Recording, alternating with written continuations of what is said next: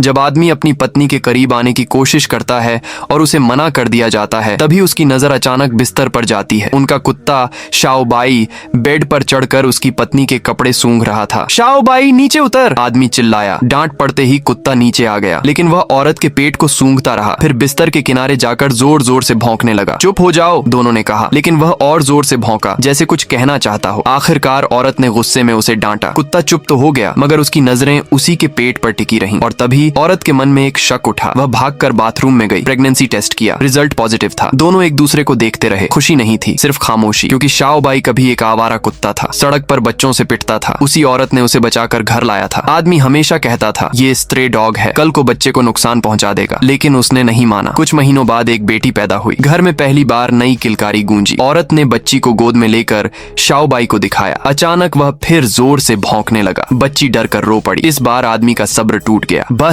बहुत हो गया। उसने कुत्ते को बाहर आंगन में बंद कर दिया। एक हफ्ता, कितनी भी मिन्नतें की गईं, दरवाजा नहीं खुला। एक दिन शाओबाई ने देखा, पड़ोसी का कुत्ता अपने मालिक के साथ खेल रहा है। वो दृश्य उसके दिल में उतर गया। उसने घर की तरफ देखा, आंखों में जैसे सवाल थे। उस रात बेटी की रोने की आवाज आई। माँ बाप भागे, लेकिन आवाज अचानक बंद हो गई। कमरे में पहुंचे तो सन्न रह गए। शाओबाई किसी तरह अंदर घुस आया था। उसका मुंह पालने में था। आदमी गुस्से से उसे फिर बाहर ले गया। तभी उसने देखा, एक काला कुत्ता दरवाजे के पास आया। शाओबाई ने भौंक कर इशारा किया। काले कुत्ते ने दरवाजा धक्का देकर खोल दिया। वफादारी कभी अकेली नहीं होती। सुबह देखा गया, शाओबाई पूरी रात बच्ची के दरवाजे के बाहर बैठा रहा था। कमरे में बेटी गहरी नींद में थी। कोई खतरा नहीं था। आदमी का दिल थोड़ा पिघला। धीरे धीरे शाओबाई घर का हिस्सा बन गया। डायपर उठाना, गिरे हुए खाने को साफ करना, सीढ़ियों पर रेलिंग बनकर खड़ा रहना। बेटी बड़ी होने लगी। एक दिन वह अकेले सीढ़ियां चढ़ रही थी। माँ घबरा गई, लेकिन शाओबाई उसके साथ साथ चल रहा था, जैसे बॉडीगार्ड। स्कूल शुरू हुआ, वो उसके पास बैठता। कोई पढ़ाई में डिस्टर्ब करे तो भौंक देता, यहाँ तक कि पिता को भी। एक रात अचानक उसने बेडरूम का दरवाजा खरोंचना शुरू किया। माँ बाहर आई। कुत्ता उसे बेटी के कमरे की तरफ ले गया। बेटी का चेहरा पीला था, सांस कमजोर। अस्पताल ले जाया गया। डॉक्टर ने कहा, माइल्ड अस्थमा है, देर हो जाती तो मुश्किल हो सकती।